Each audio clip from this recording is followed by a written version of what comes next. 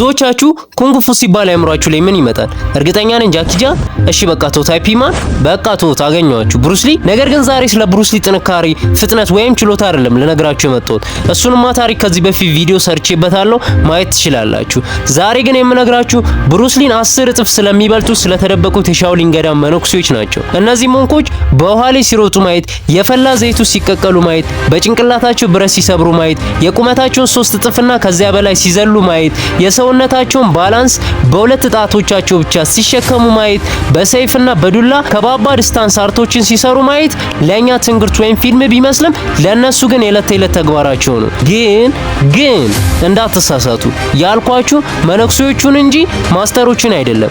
እንዴ ልዩነት አላችሁ እንዴ ካላችሁ ልመጣላችሁ ነው። በነገራችን ላይ ይህ የሻኦሊን ገዳም ብዙ የኩንግፉ ፊልም አርቲስቶችንና ማስተሮችን ያወጣ ቦታ ነው። በመጀመሪያ ማስተሮችን ወይም ሺፉን ሺፉ ምንድነው ብላችሁ ግራ ከተጋባችሁ ይሄን ኩንግፉ ፓንዳ የሚባለውን አኒሜሽን ፊልም አብዛኛው ሰው አይቶታል። እዛ ላይ ታዲያ ፓንዳ ማስተር ሺፉ ብሎ ሲጠራው መቼስ አይታችኋል። እና ሺፉ ማለት መምህር ወይም አሰልጣኝ የሚል ትልቅ ክብር ያለው ስያሜ ሲሆን ሰልጣኞችን ብዙ ጊዜ አሰልጣኞቻቸውን ሺፉ እያሉ ነው የሚጠሩት።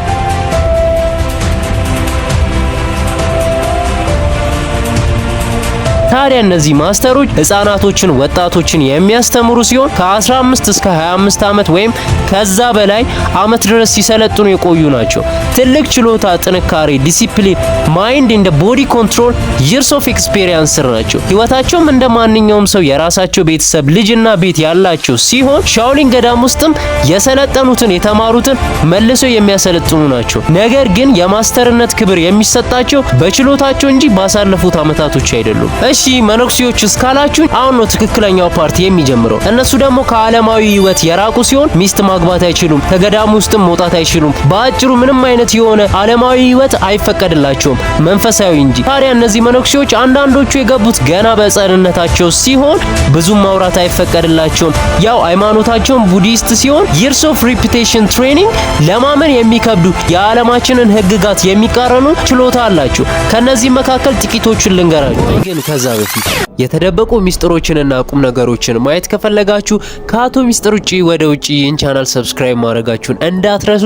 ወደ ቪዲዮ።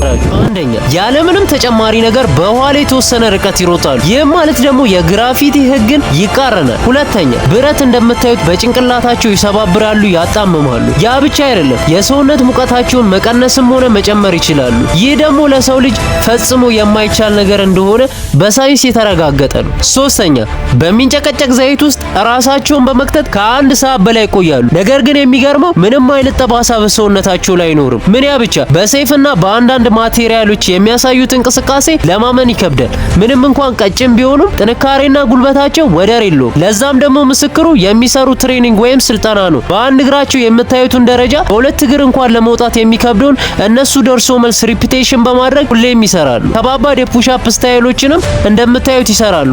የተለያዩ የበረራ ኪኮችን ይሰራሉ። በአጭሩ እነዚህ ሰዎች ከተፈጥሮ ህግ ያፈነገጡ ናቸው። ኩንግፉንስ በአጭር ቃል እንዴት ትገልጹታላችሁ ተብሎም ሲጠየቁ ኩንግፉ የአካል ጥንካሬንና የመፋለም ችሎታን ብቻ ሳይሆን የሚያስተምረው ኮንሲስተንሲን፣ ዲሲፕሊንና ማይንድ ኮንትሮልን ነው ይላሉ። ታዲያ እናንተ ቤተሰብ ከነዚህ መነኩሴዎች ምን ተማራችሁ ወይም ምን አስገረማችሁ? ሐሳባችሁን ኮሜንት ላይ አስቀምጡልኝ። ይህን ቪዲዮም ከወደዳችሁት ላይክ ማድረጋችሁን እንዳትረሱ። አቶ ሚስጥር ነበርኩኝ። ይመቻችሁ።